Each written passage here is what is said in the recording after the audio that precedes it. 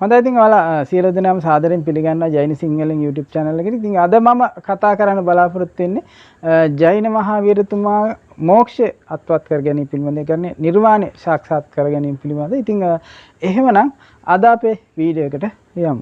මෝක්ෂය ගැන කතා කරද්දී ජෛන මහාවීරතුමා ඇත්තටම ඔය මේ කේවල ඥානය අවබෝධ කරගන්නේ සල්ගහක් මුල පුන් පොයේ දවසක. නමුත් මේ ජෛන වල හැටියට මෝක්ෂය පරිපූර්ණත්වයට පත් වෙන්නේ. ඒ කියන්නේ නිර්වාණය පරිපූර්ණත්වයට පත් වෙන්නේ ස්කන්ධ පරිනිර්වාණය. ඒ කියන්නේ ඇත්තටම මිය යෑමෙන් තමයි ඒක වෙන්නේ. ඒ කියන්නේ තමයි මේ ලෝකෙන් සදාකාලිකව අයින් වීමෙන් තමයි ඒක වෙන්නේ කියලා තමයි මේ ජෛනවල කියන්නේ.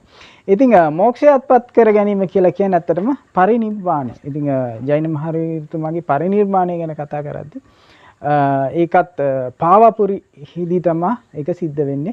ඉතින් මේ පාවපුරි හිදී සිදුණු පරිනිර්වාණය ගැන කතා කරද්දී මේ ජෛනවල ඇත්තටම මේ පරිනිර්වාණය ගැන කතා කරද්දී සියලුම රහතන් වහන්සේලා ඒ වගේම තීර්ථංකරවරු වගේ මේ අය පරිනිර්වාණයටපත් වෙන්නේ ඇත්තටම පරිනිර්වාණයට පෙර එයාලා කැමෙන් වැළකී සිටිනවා. ඉතින් මේ විදිහට ආහාර කිසිම ජලයේ ආහාර සියල්ලෙන් වැළකීලා ඉඳලා තමයි යාලා පරිනිර්වාණයටපත් වෙන්නේ. ඉතින් ඒක යාලා කලින්ම යාලා තීරණය කරගන්නවා කවද්ද මම පරිනිර්වාණයටපත් වෙන්නේ කියලා. ඉතින් ඒ දවසේ ඒ වැඩේ කරනවා. ඉතින් මහාවීරතුමන් ගැන කතා කරද්දී එතුමාත් එහෙමයි. නමුත් එතුමාගේ වෙනසක් තියෙනවා. ඒක තමයි එතුමා පරිනිර්වාණයටපත් වෙන්න ඇත්තටම මේ අවසාන දාන දුන්නට පස්සෙලු. ඒ කියන්නේ අපි දන්නවා බුදුහාමුදුරන්ට චුන්දසූකර තමයි අවසන් දානේ දුන්න කියලා. ඒක හේතුවක් වුණා පරිනිර්වාණයට. ඒ වගේම තමයි මෙතනත් ජෛන මහාවීරයට දුන්න අවසාන දානේ හේතුවක් වුණාලු ජෛන මහාවීරගේ පරිනිර්වාණයට. නමුත් ජෛන මහාවීර ඒ අවසන් දානේ දුන්න කෙනාට එයාටත් කිව්වේ මේක ලොකු පිනක් කියලා මේ කියන්නේ. ඒ මනුස්සය දැනුවත් කරපු දෙයක් නෙමෙයි. කෙසේ නමුත් අවසන් දානය තමයි හේතුනේ ජෛන මහාවීරතුමන්ගේ පරිනිර්වාණයට. ඉතින් මේ ශ්‍රිස්තුක කියන පුජ්‍යලයා තමයි එයා දුප්පත් මිනිසෙක්. එයා තමයි ජෛන මහාවීරතුමාට අවසන් දානේ පූජා කරා කියලා කියන්නේ. අවුරුදු 42කට අධික කාලයක්. ඒ කියන්නේ ජෛන මහාවීරතුමන් මෝක්ෂය අත්පත් කරගත්තට පස්සේ අවුරුදු 42 කාලයක් මේ ධර්ම ප්‍රචාරය කළා. බොහෝ දුරක් පයින් ඇවිදලා මේ විදිහට වෙහෙසටපත් වෙලා ඉන්නේ එතුමා මේ අවුරුදු 42ක් පුරාවට. ඉතින් මේ 42කට පස්සේ ජෛන මහාවීරතුමා තීරණය කරනවා පරිනිර්වාණයටපත් වෙන්න ඕනේ කියලා. ඉතින් එහෙම තීරණය කරලා එතුමා නූතන ඔය බිහාරේ තමයි ඔය පාවපුරි. ඉතින් බිහාරයේ ඔය පාවපුරි කියන ස්ථානයට පැමිණිලා පරිනිර්වාණයට මෙතන තමයි පරිනිර්වාණයටපත් වෙයි කියලා තීරණය කරනවා. ඉතින් එහෙම තීරණය කරලා සියලු දෙනා අමතලා අවසාන එතුමාගේ අවසාන ධර්ම දේශනාව පැවැත්වුවා කියලා කියනවා. එතුමාගේ අවසාන වචන කීපය තමයි අවසානට කීවා කියන්නේ මෙන්න මේ ටික. ඒ තමයි අහිංසා අවිහිංසාව. ඒ කියන්නේ අවිහිංසාව වැදගත්කම. ජෛන වල ඇත්තටම ප්‍රධානම දෙක තමයි ප්‍රධානම තීම් එක තමයි මේ තීම් එක උඩ තමයි මේ ජෛන දහම දුවන්නේ. ඒක තමයි අවිහිංසාව කියන එක. ඊළඟට අනේකාන්තවාද.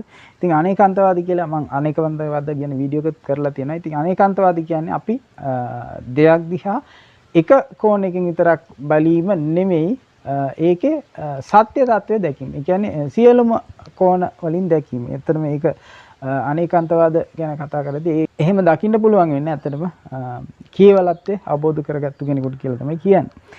අවිහිංසාව, අනේකාන්තවාද ඊළඟට මෙන්න මේ මරණ උපත සහ මරණය කියන මෙන්න මේ සංසාර චක්‍රයෙන් අයින් වීම ওই විදිහට තමයි කියන්නේ මේ තුන තමයි වැදගත් තුනක් විදිහට අවසාන ධර්ම අවසාන වචන කීපෙන් ජෛන මහාවීරතුමා දක්වන්නේ. අවසාන ආහාර වේල ගැන කතා කරද්දී මෙන්න මේ අවස්ථාවේ තමයි එතුමා අවසාන ආහාර වේල ගත්තා කියන්නේ. ඉතින් මේක ඇත්තටම කිව්වොත් පුඩින් එකක්ලු. ඒ කියන්නේ බත් වලින් හදපු පුඩින් එකක් කියලා තමයි කියන්නේ. ඉතින් කොහොම හරි ඒ ආහාරේ විෂ වුණා කියලා කියනවා. ඒ හින්දා පරිණාමයටපත් වුණා කියලා කියනවා. ඉතින් මෙන්න මේ දවස ජෛන දීවාලි විදිහට සමරනවා. මෙන්න මේ ජෛන මහාවීරතුමා මෝක්ෂයට පත්වීමේ දවස. ඒ කියන්නේ ඉතින් මෙන්න මේ සංසාර චක්‍රයෙන් අයින් වෙලා මෝක්ෂය කරා නිර්වාණය කරා යෑම තමයි. ඉතින් මේක ස්ථානයක් විදිහට තමයි දක්වන්නේ.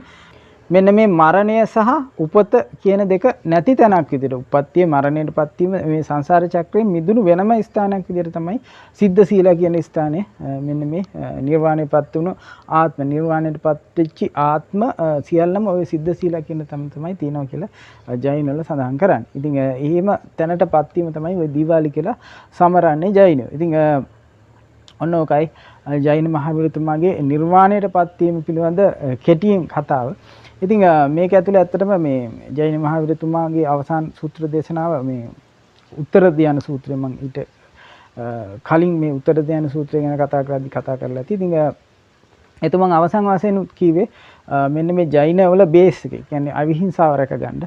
ඊට පස්සේ සත්‍ය පිළිබඳව කතා කරා. ඒ කියන්නේ සියල්ල එක කෝණයකින් කිසිම දෙයක් දිහා එකම කෝණකින් බලන්න එපා. ඒක මේ සියලුම කෝණ වලින් දකින්න උත්සාහ කරන්න. ඊළඟට මේ උත්පත්තිය සහ මරණය කියන සයිකල් එක බිඳලා දාන්න තමයි එතුමා සඳහන් කරේ. ඉතින් ඔන්න ඔය විදිහට තමයි ජෛන මහවිරුතුමාගේ පරිනිර්වාණය ගැන මොක්ෂය අතර මේ පරිනිර්වාණය බෞද්ධ පරිනිර්වාණය ස්කන්ධ පරිනිර්වාණය තමයි ජෛන වල වෙනසක් තියෙනවා. ඒක තමයි නිර්වාණයටපත් වීම කියලා කියන්නේ. ඒක තමයි මොක්ෂයටපත් වීම කියලා කියන්නේ මේ අයින් වෙලා සිද්ධ සීලා කියන ස්ථානෙට යෑම. ඉතින් ඔන්න ඕක තමයි අද මම වීඩියෝෙන් කතා කරේ ජෛන මහවිරුතුන්ගේ නිර්වාණයට එහෙම නැත්නම් මොක්ෂයටපත් වීම ගැන.